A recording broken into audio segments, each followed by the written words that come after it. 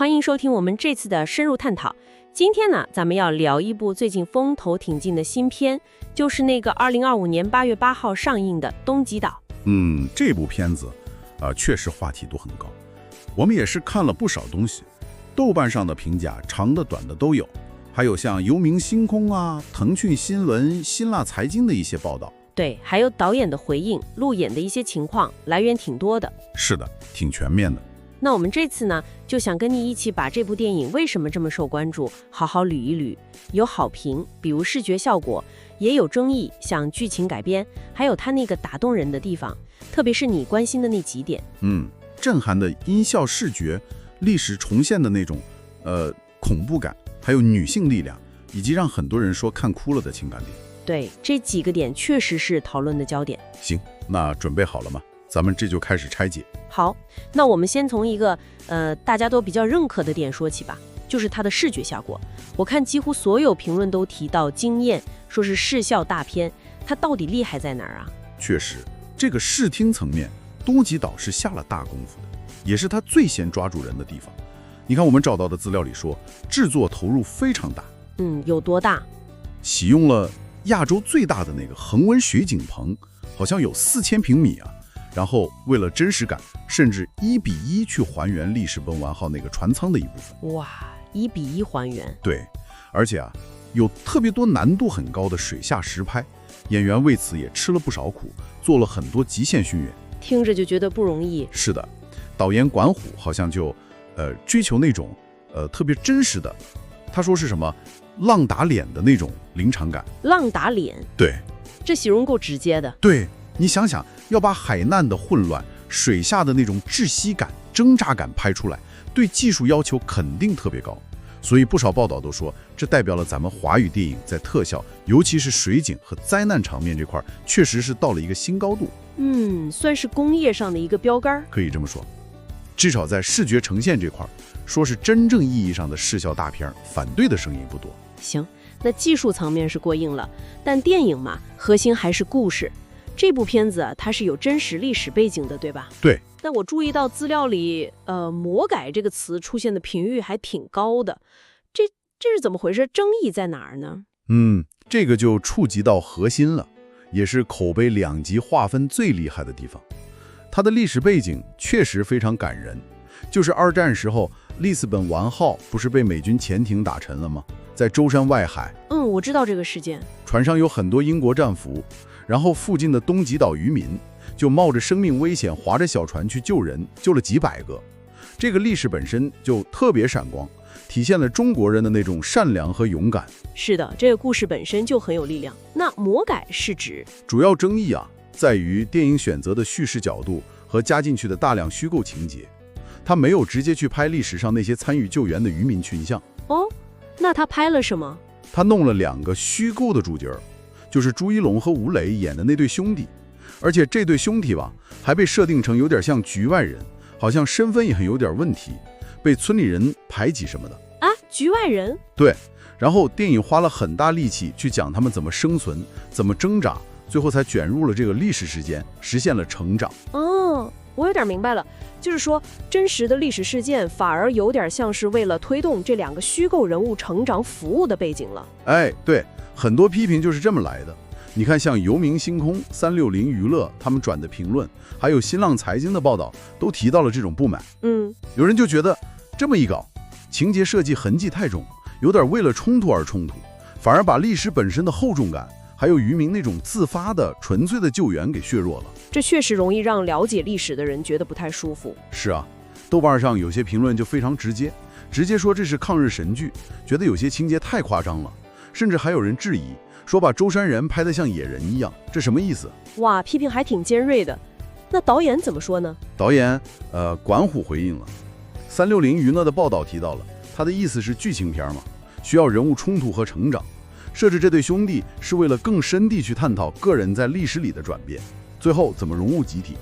这是商业片常见的处理方式。对，但这套逻辑放在这个特定的有真实历史和民族情感的背景下，就不是所有观众都能接受了。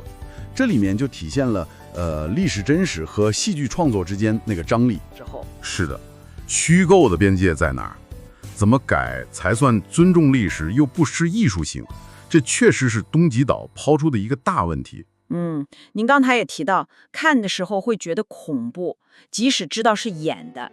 同时，很多人说看哭了，觉得太残忍了。这种强烈的感觉是怎么来的？光靠视效吗？视效肯定是一部分原因，但更深层的是他对残酷性的直面。电影里对战争，特别是日军的暴行，展现得非常，可以说挺不留情面的。比如有评论提到，电影里有日军屠杀手无寸铁的渔民，还有把战俘锁在船舱里让他们淹死的情节。你想想那个画面，战俘在黑暗漏水的船舱里那种绝望的哭喊，确实光听就觉得很难受。对，这种对非人行为的直接呈现带来的冲击力是非常强的，会让人本能地感到恐惧和不适。这就解释了恐怖感。那催泪的点呢？催泪就来自于强烈的对比，前面是极致的残酷，后面紧接着就是极致的善良和勇气。电影花了很大力气去描绘东极岛渔民那种可以说是奋不顾身的救援。他们划着小船冲进风浪里。对，就是那种小舢板面对大海难，还有救起战俘之后自己也很困难，但还是拿出食物和水，那种质朴的人性温暖。这种反差太强烈了。是的，就是这种极端的黑暗和极端的光明，绝望和希望并存，一下子就能击中观众心里最软的地方。所以很多人看哭，我觉得是很自然的反应。所以说，即使有人对剧情不满意，但这种情感上的冲击力是普遍感受到的。基本是这样。新浪财经和新华报也都报道了路演现场观众多次看哭的情况。可以说，在调动情绪这方面，东极岛是相当成功的。眼泪既是为历史悲剧，也是为人性光辉而流。那这种情感力量在角色塑造上体现的怎么样？你特别提到的女性力量是倪妮那个角色吧？对，主要就是倪妮演的那个渔女阿花。不少评论都说她演得好，塑造了一个很坚韧、勇敢的海上女性形象。在那个年代背景下，女性出海本身就不容易。是啊，她打破了那种女人不出海的禁忌，而且在救援里也起了关键作用。很多人觉得她是电影里一个亮点，不仅是视觉上的，也是精神层面的。在一个男性为主的战争片里，有这么个角色挺难得的。那朱一龙呢？他演的那个哥哥，评价好像也很高。对，朱一龙演的阿表收获的好评非常多，豆瓣上有高赞评论说他演的筋骨坚硬、血肉饱满，把那个角色的复杂性，从被排挤到最后站出来那种转变演得很到位。他的角色弧光比较完整。是的，情感戏也比较重，他确实撑起了很大一部分情感核心。这个角色的成功，大家争议不大。听起来主角塑造还挺成功的，但好像不是所有角色都这样。我看也有批评说配角比较弱。没错，这也是批评的一个方面。有些评论就指出，除了几个主角，很多其他角色，比如别的渔民呢，一些英国战俘啊，甚至反派，都感觉面目有点模糊，像是工具人，就沦为背景板了，有点这个意思。同时，电影的整体节奏也有人说有点问题，觉得有些地方情节跳跃，人物动机交代的不太清楚，有时靠旁白或者巧合来推。这会不会还是跟之前说的太聚焦那对兄弟有关？为了讲他们的故事，牺牲了群像和节奏。很有可能，当资源都向主角倾斜的时候，配角和整体叙事的空间就容易被压缩。这在商业大片里其实挺常见的，为了突出明星嘛。但对于想看更宏大历史画卷或者更丰富群像的观众来说，可能就会觉得有点遗憾了。怎么平衡好主角和群像，戏剧性和流畅性，这确实是个难题。了解了。那综合看起来，这部电影真的是评价非常两极化。对，就是冰火两重天。新浪财经的报道直接就用了这个词儿，一边是视效好，情感足，很多人夸它是视效大片，工业水平高，能把人看哭。另一边呢？另一边就是批评声音了，说它魔改历史、工业垃圾、抗日神剧这种很重的词儿都出来了。主要火力就是对剧情、节奏还有历史改编方式的不满。这种争议好像票房上也体现出来了。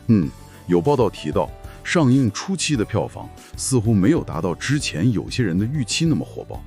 当然，票房因素很多，也不能全怪口碑。但总体能看出来，这部片子优点缺点都很明显，非常鲜明。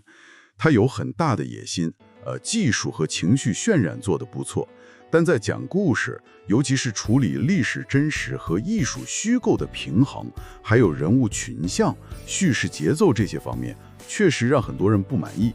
所以对我们观众来说，可能看完的感受就是哇，场面真震撼，有些地方真感动，但是有些情节又觉得有点别扭，甚至同意那些批评。没错，它不是那种能被简单划分为好或者坏的电影，正是这种复杂性才让讨论这么多。好，那我们来小结一下东极斗这部电影，可以说在视觉技术和影响情感冲击力上做得相当出色，而且它的根源是一段非常感人的真实历史。对，它的技术水准和情感力量是强项，这点毋庸置疑。但它也把一个老问题又一次尖锐地提了出来，我们到底该怎么去讲述真实的历史故事？特别是这种交织着民族苦难和人性光辉的题材。是的，艺术创作的那个边界到底在哪里？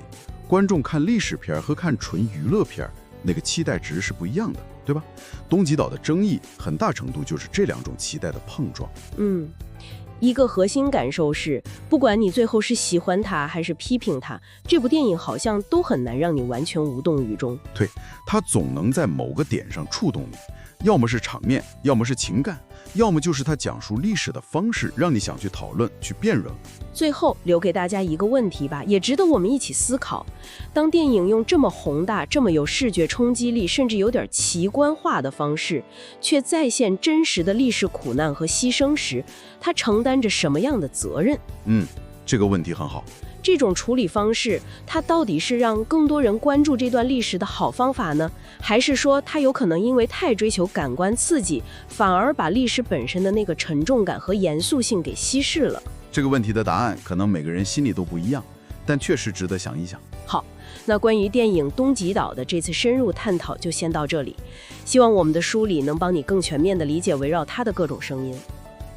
你有什么想法或喜欢的片段吗？欢迎在下方留言分享，我们一起交流。